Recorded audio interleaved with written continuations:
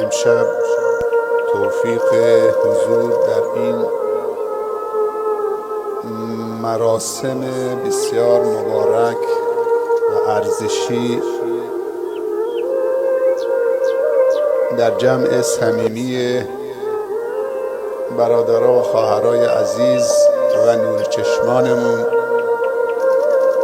در این منطقه دوست داشتنی که برای من سرشار از خاطرهای زیبا و گذشته خیلی عالی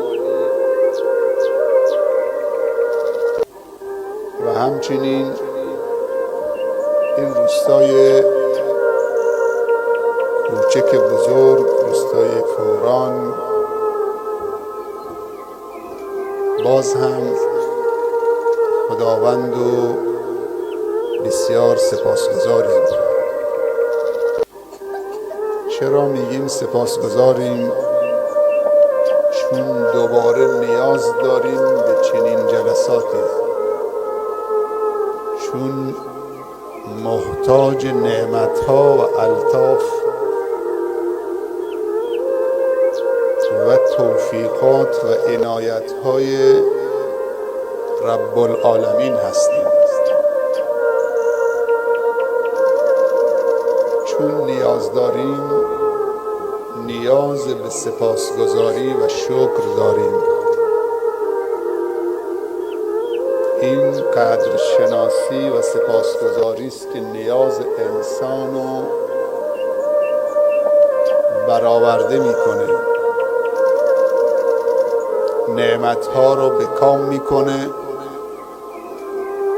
نعمتها رو ماندگار و پایدار میکنه و نعمتها رو برکت میده و افزایش و توسعه میده.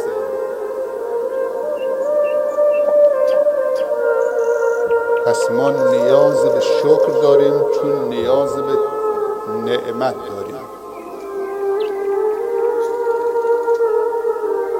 اینو بدونیم که خوشبختی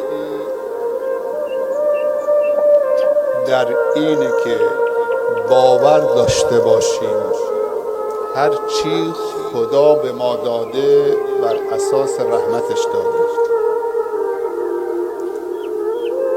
و هر چی خدا نداده بر مبنای حکمتش نداده.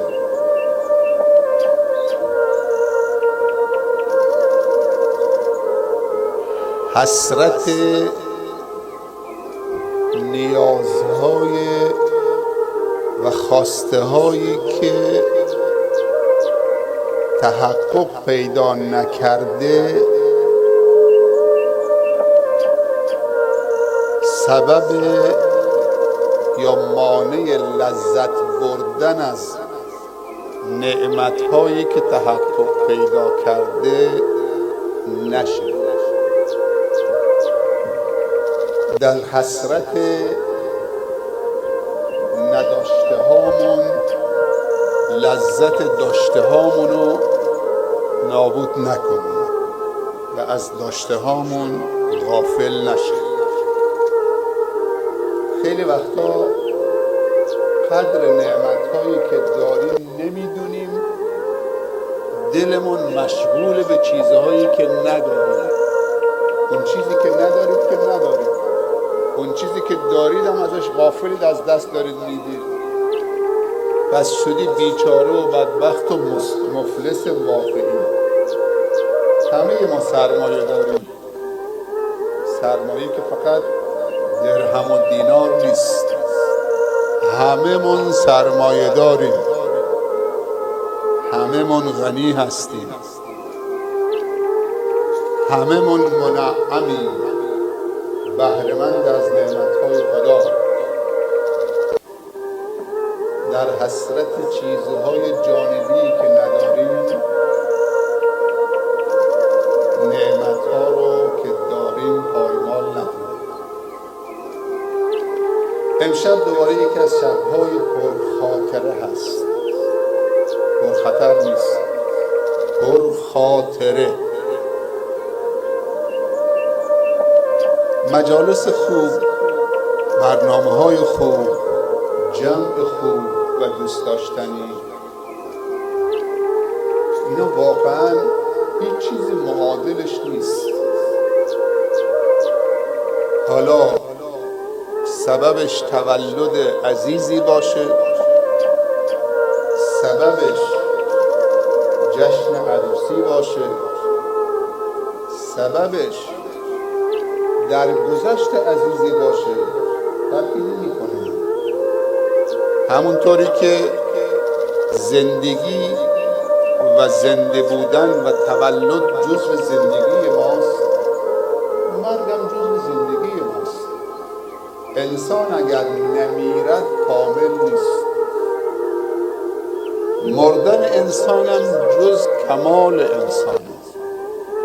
انسان اگر خوابالود نشه، خسته نشه، پیر نشه، گرسنه نشه، کامل نیست. صفاتی که در انسان صفت کمال هست، خیلی از این صفتها در خداوند صفت نقصه. اگر الله خسته بشه صفت نقصه، اگه الله نیاز به خواب پیدا بکنه صفت نقصه، اگر فنا به الله راه پیدا بکنه صفت نقصه، اگر الله گرسنه بشه نیاز به پدر، مادر، زن، بچه داشته باشه دیگه خدا نیست، صفت نقصه.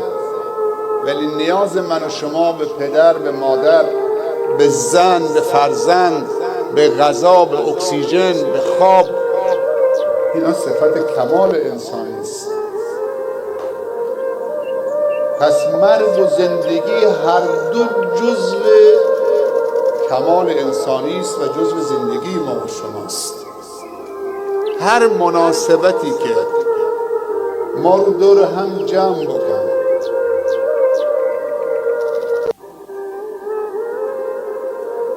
و در اون جمع به کمالاتمون بیفزاییم، حرفای خوب بشنویم، حرفای خوب به همدیگه بگیم، عاطفه های زیبا، محبت های بیریا رو به نمایش بگذاریم، همدیگر رو تو اون جلسات، همایش ها، جشن ها، عزاها سیراب از محبت بکنیم، برخورد زیبا، تعامل خوب، نگاه خوب، احترام خوب، ادب خوب به نمایش بگذاریم، اون جمع میشه مبارک. اون جمع میشه خاطره های بیادماندنی زیبا که درش حسرت نیست. هر مجلسی که انسان مسلمان حضور داشته باشه، در آن ذکر و یاد و عظمت و بزرگی خدا یاد نشه، مثل این که در کنار لاشه مرداری قرار گرفته، خیلی بدبوست و اون مجلس جز حسرت و پشیمانی در دنیا قبل از آخرت چیز دیگه نداره. خودمون سبب حسرتمون نشیم، خودمون سبب پشیمانی خودمون در دنیا و آخرت نشیم. انسان خوشبخت کسیه که خودش از دیگران و تاریخ و امتهای گذشته درس و عبرت بگیره. انسان شقی و محروم کسی است که دیگران ازش درس و عبرت بگیرن. من و تو عامل درس و عبرت دیگران نباشیم، از دیگران درس و عبرت بگیریم. قرآن مملو از قصه های قرآنی است، داستان اقوام و ملت های گذشته با پیامبرانشون است. هدف از داستان‌های قرآنی در قرآن یک تسلی بخشی به پیامبر صلی الله علیه و سلم است. فاصبر کما صبر اولو العزم من الرسل. ای پیامبر صبور باش همونطوری که قبل از تو برادرانت صبور بودن در مقابل اذیت‌ها و آزارها. پس هدف اول از قصه های قرآنی تسلی بخشیدن به رسول الله صلی الله علیه وسلم است در مسیر دعوت. دوم درس و عبرت گرفتن امتش هست از گذشتگان، امتهای گذشته، اونهایی که حرف خدا و رسول خدا، حرف خدا و پیامبرانشون قبول کردن، اذعان کردن، گردن نهادن، تسلیم امر خدا و رسول خدا شدن و فرستادگان خدا شدن، چطوری خوشبخت شدن. و اقوامی که حرف خدا و پیامبرانش را به زمین زدن و برخورد کردن، چطوری دچار عذاب الهی شدن.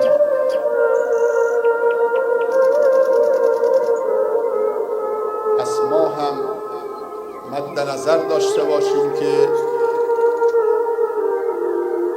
تاریخ با همه خوبی ها و بدی هاش خودشو دوباره تکرار میکنه. تاریخ ما می‌نویسیم با خوبی ها و بدی هاش. سعی بکنیم که تاریخ نگار ارزشمندی باشیم. تاریخ همیشه دو نفر رو به بزرگی یاد میکنه. یک بزرگ در فتنه و قتل و خونریزی و ظلم و ستم، و دو بزرگی که حیات بخشه و سعادت بخشه، منشأ صلح و صفا و صمیمیت و انسجام و عشق و محبت و یک پارچگی است. کدوم یکی دوست داریم که تاریخ درباره ما یاد کنه؟ تصمیم با خود ما و شماست. جا داره من تبریک عرض بکنم بعد از این مقدمه به فرزند و نور چشم عزیزم، خیلی دوستش دارم، صالح کورانی، و همچنین به همسر محترمی ایشان، باز هم نور چشمم، و همچنین به دو خانواده محترم و دوست داشتنی و دو طایفه و همه شما عزیزانی که در این منطقه چه دور چه نزدیک، همه طایفه و اقوام و خویشاوند، و اسلام آمده این خویشاوندی رو مضاعف کرده و تقویت کرده. و به همه حضاری که از راه‌های دور و نزدیک آمدن، برادران و خواهران، تبریک و تهنیت عرض می‌کنم. این مناسبت بسیار میمون و فرخنده و مبارک، نه تنها بر خودشون مبارک، بلکه بر همه کسانی که امشب حضور دارن مبارک باشه. انشاءالله با همون نیت خیر و خداپسندانه و انسان دوستانه‌ای که آمدید،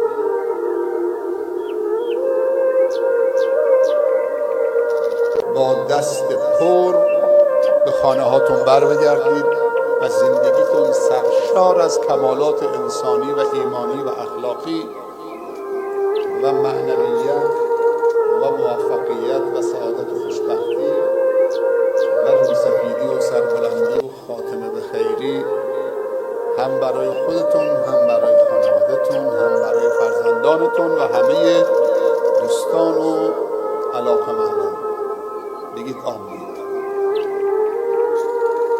خب تعدادی رو صندلی نشستن، تعدادی رو فرش نشستن، تعدادی از عزیزان ایستادن. به گفته عرب ما خالی هیچ تفاوتی نداره.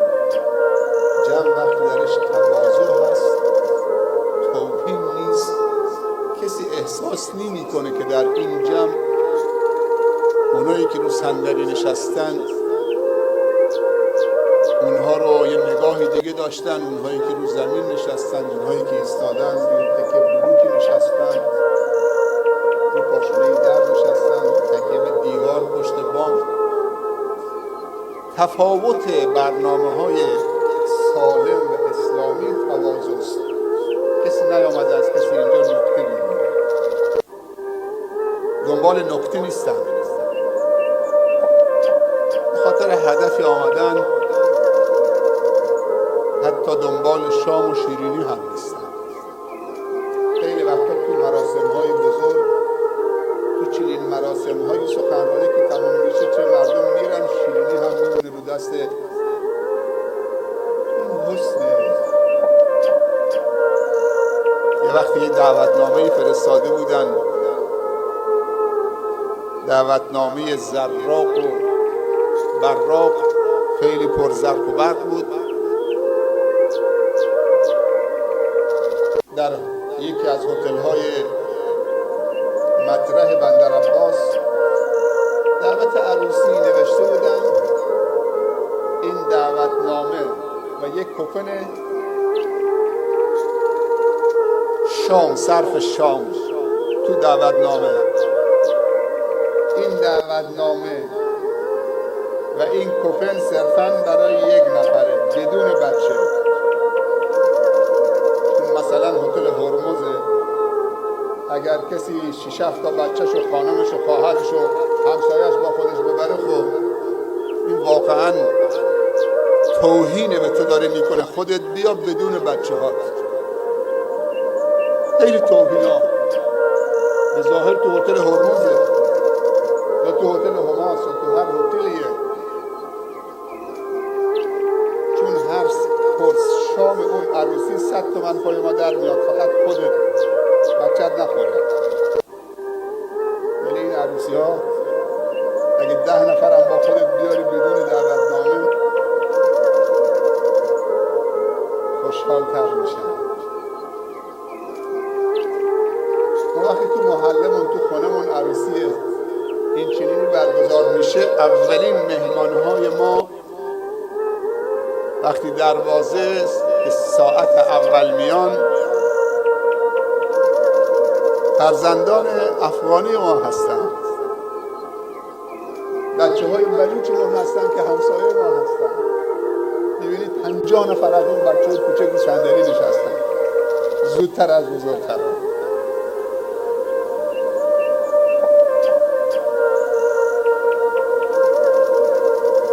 اسلام برای حفظ کرامت انسانی آمده با همه تفاوت‌هاش. در اسلام، در جامعه انسانی و اسلامی، تفاوت‌هایی که خدا قرار داده وجود دارد. یکی بدن پیچیده و اندام شیکی داره، یکی رنگ پوست زیبایی داره، یکی چشمای قشنگی داره، یکی مسئولیت داره، یکی فقیره، یکی سبزه تره، رنگ پوستش تیره تره، یکی مسئولیتی داره، یکی پزشکه، یکی مهندسه، یکی استاد دانشگاهه، یکی فرد عادیه، گفتگر شهرداریه، ناتوره، نگهبان یک جایی، برزگر کشاورزه، دامداره، صحرانشینه. این تفاوت‌ها وجود داره. اما کرامت انسانی همه برخوردن. اون چیزی که باید بهش توجه بکنیم این که هر انسانی دارای کرامت انسانی است که باید به اون توجه بشه.